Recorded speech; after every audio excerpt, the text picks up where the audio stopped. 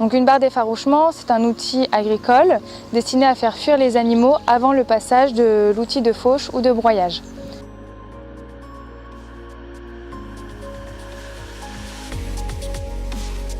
Bonjour Julien, merci de nous recevoir. Donc 2-3 petites questions sur ton ressenti sur l'utilisation des barres d'effarouchement. Ouais. D'abord, tu l'utilises depuis l'année dernière. C'est ça, ça fait 2 ans que j'utilise la barre d'effarouchement.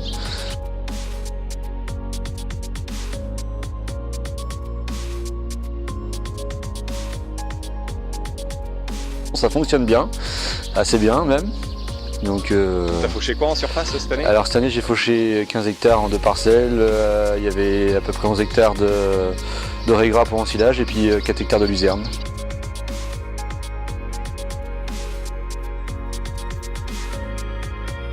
Donc ouais, il y a du faisan qui est parti. Après je pense que c'est aussi bien pour les petits chevreuils. Voilà. Les lièvres peut-être? Les lièvres aussi certainement.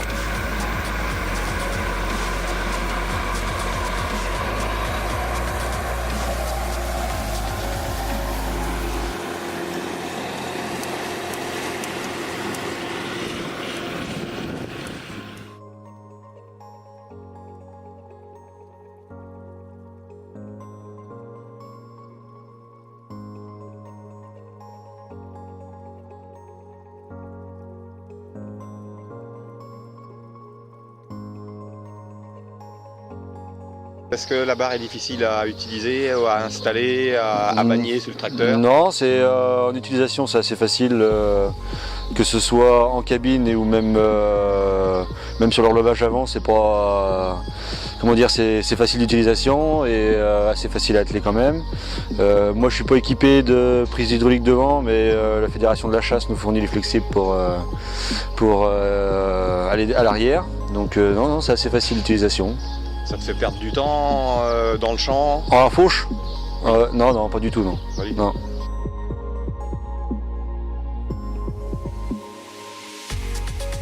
Agrifaune est un programme en partenariat avec la Chambre d'agriculture des Deux-Sèvres et la Fédération départementale des chasseurs des Deux-Sèvres. Et l'une des actions de ce programme Agrifaune est de mesurer l'efficacité des barres d'effarouchement.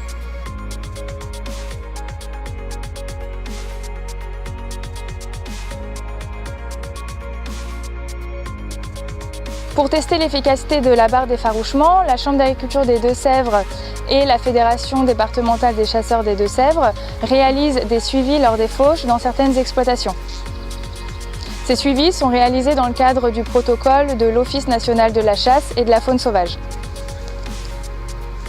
Ce protocole permet d'estimer le taux de mortalité des animaux suivis, induits lors des travaux de fauche, avec ou sans utilisation de la barre d'effarouchement. Les données récoltées permettent d'estimer le nombre d'animaux vivants qui s'échappent de la parcelle par hectare fauché avec ou sans la barre, le nombre d'animaux morts par hectare fauché avec ou sans la barre, et de calculer les taux de mortalité avec ou sans la barre.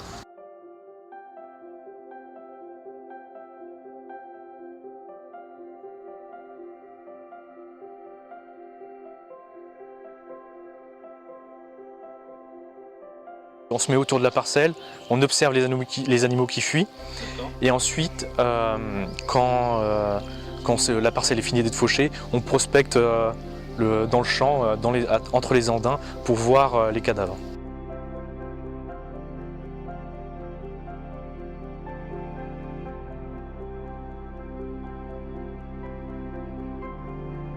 Le taux de mortalité avec la barre est de 33%. Et sans la barre, elle est de 75%. Donc ça fait un taux de mortalité 2 fois plus important sans la barre.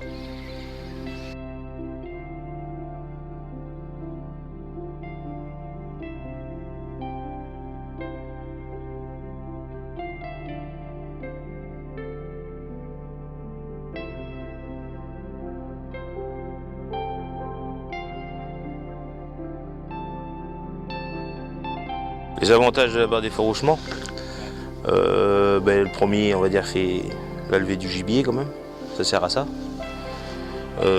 Après, techniquement, au niveau utilisation en tant que professionnel, dans du fourrage versé, ça leur lève, ça leur dresse, facilite la fauche.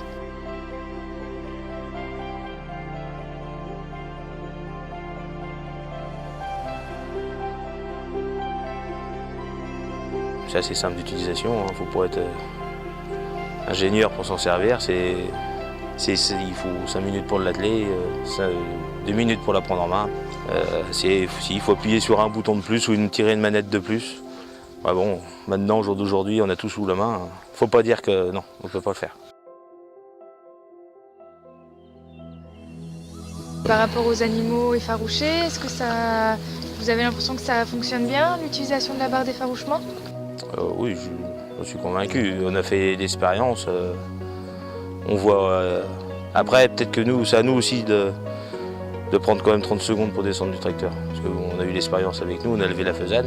Je me suis arrêté, mais sur le nid, quoi. Mais bon, c'est comme ça.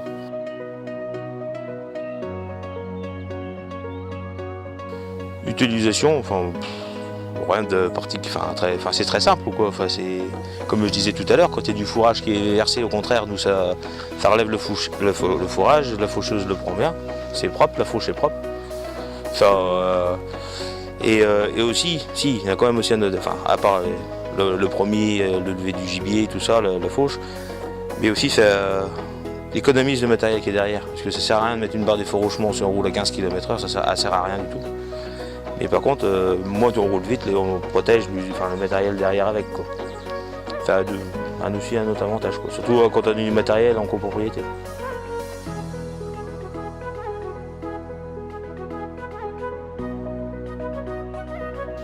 Puis en plus, la Fédé a fait ce qu'il fallait, elle a fait faire des flexibles exprès pour ceux qui n'ont pas de prise à l'avant du tracteur, à les brancher derrière. On est tous minimum équipés de 3 distributeurs sur un tracteur, donc on n'a pas d'excuses, c'est la mauvaise volonté.